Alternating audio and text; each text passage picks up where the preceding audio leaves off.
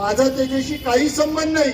मग ऍफिडेव्हिट बाहेर निघतं, त्याच्यात गोखले, पडेकर, रांजणेकर हे त्यांच्या पार्टनर असतात। कितवा योगायोग, असे किती योगायोग मुरली मोळचे योगायोग एकदा होईल दोनदा, आणि त्याच गोखले बिल्डरनी मेल केला, एकच मेल, तो पण केला मुरली मोळला।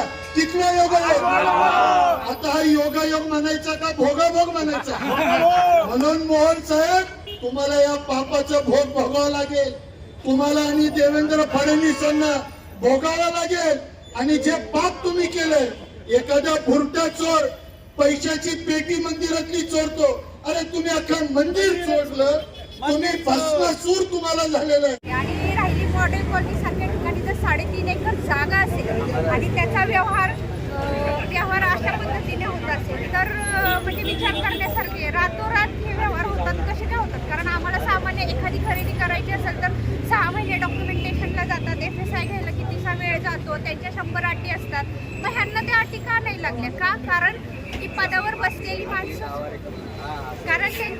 बसलेली माणसं सुद्धा त्यांचीच आहेत, त्याच्याशिवाय हे होऊ शकत नाही ना। एकमेकांच्या संगतमतानेच हे झालेले, फक्त आज हे उजेडात आलेले, बाकीचा अंधारात आहे।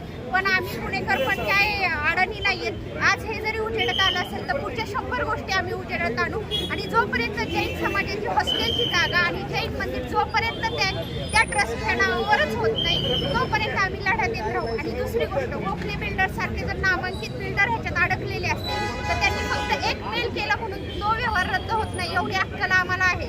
ते फक्त लोकांमध्ये अशी म्हणतो ना, त्यांची इमेज सुधारण्यासाठी असा मेल केलाय की आम्हाला हा व्यवहार कॅन्सल, पण तसा व्यवहार कॅन्सल होत नाही, एवढा आम्ही दूध खुळे नाही। आम्हाला कळतं, ऑन पेपर सगळे रेकॉर्ड आम्हाला पब्लिश करा आणि दाखवा की हा व्यवहार रद्द झालेला आहे, तोपर्यंत आम्ही शांत बसणार नाही। ही मी ग्वाही राष्ट्रवादी काँग्रेस पक्षाच्या वतीने मी देत आहे। ज्यांनी ज्या हडपलेल्या गोष्ट आहे, जोपर्यंत जैन समाज, आणि हा प्रश्न फक्त जैन समाजाचा नाही, उद्या हा प्रश्न अनेक पुणेकरांवर येणार आहे, कारण त्यांची विकृती, आम्ही त्या विकृतीच्या विरोधात कायम लढा देत राहणार आहे। हेच माझं सांगायचं तुम्हाला प्रामाणिकपणे। कुणाच्या विकृती विरुद्ध तुम्ही जे बोलताय ते? मोहळांच्या, अर्थातच।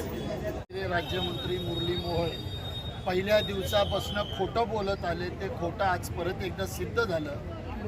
ज्या महावीर जयंतीच्या दिवशी जैन बोर्डिंग हाऊसला भेट दिली, त्याच महावीर मंदिराला गिळण्याचं काम, त्या हॉस्टेलला गिळण्याचं काम बिल्डरांबरोबर साटलोटं करून करत होते, ते आता सिद्ध झालं। आमची मागणी आहे की मोहोळांनी ह्या पुणे शहराशी खोटं बोलले।